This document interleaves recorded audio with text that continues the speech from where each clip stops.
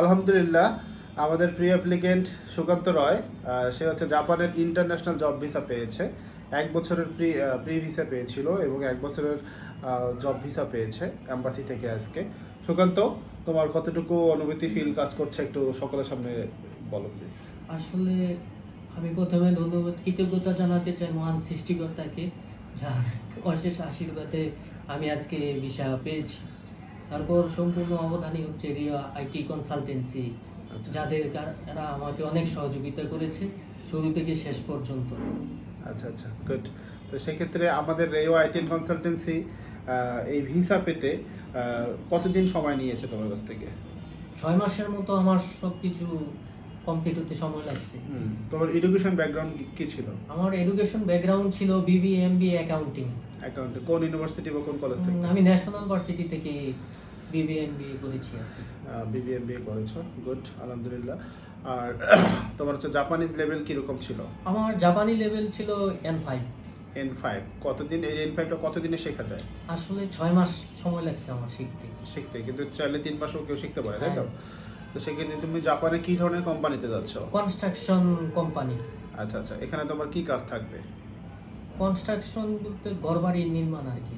আচ্ছা আচ্ছা, মাশাআল্লাহ। তো সেক্ষেত্রে তোমার সেই কনস্ট্রাকশন কোম্পানিতে তোমার কিরকম স্যালারি, বেসিক প্লাস ওভারটাইম সহকারে কিরকম স্যালারি আসতে পারে বাংলা টাকায়? 2 লাখ টাকা আসবে আর কি আচ্ছা আচ্ছা, স্যালারি। যাই হোক, তুমি সুন্দরভাবে জাপানে যাও।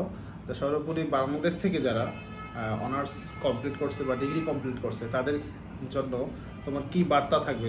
তারা আসলে জাপানে যেতে পারবে কিনা? জাপানিজ ল্যাঙ্গুয়েজ শিখে সবাই জাপানে চেষ্টা করলে সবাই যেতে পারবে। আচ্ছা আচ্ছা, সেক্ষেত্রে অনেকেই আমাদের কোম্পানির নামে অনেক কিছু বলে তুমি অনেক শুনেছো হ্যাঁ, যে আসলে সর্বোপরি আমরা আসলে কিরকম কাজ করি। আসলে শুরু থেকে শেষ পর্যন্ত আমাকে সবকিছুই সাপোর্ট এই রিও আইটি কনসালটেন্সি দিয়েছে। এদের অবদানই সবচেয়ে বেশি। আচ্ছা এদের আচ্ছা কারণে আমি আজকে এত দূর আসতে পেরেছি। আচ্ছা, তো সেক্ষেত্রে আমি তোমাকে দোয়া করি, জাপানে যাও, ভালোভাবে কাজ করো। আহ, এতটুকু দোয়া থাকবে তোমার উপরে। এবং বাংলাদেশি যারা নতুন আছে তারাও যেন জাপানে যেতে পারে, ঠিক আছে? তাদের জন্য তোমার আহ্বান থাকবে কি না? হ্যাঁ, আহ্বান আছে। ঠিক আছে, থ্যাংক ইউ সো মাচ আমাদের অফিসে আসার জন্য। এবং জাপানে কবে ফ্লাইট করতে যাচ্ছ? এই মাসের মধ্যেই। আচ্ছা আচ্ছা, এই মাসের মধ্যেই? এই মাসের মধ্যে বলতে 3-4 দিন আছে আর। 3-4 দিন আছে আর। আচ্ছা আচ্ছা আচ্ছা, থ্যাংক ইউ সো মাচ। ওর জন্য দোয়া করবেন, ওর জন্য ভালোভাবে জাপানে যেতে পারে। ও একটু নার্ভাস ফিল করে কথা বলতে বা ভিডিওতে। আর খুব ভদ্র ছেলে, হ্যাঁ, 2 ভাই তারা, তার বাবাও খুব অমায়িক মানুষ।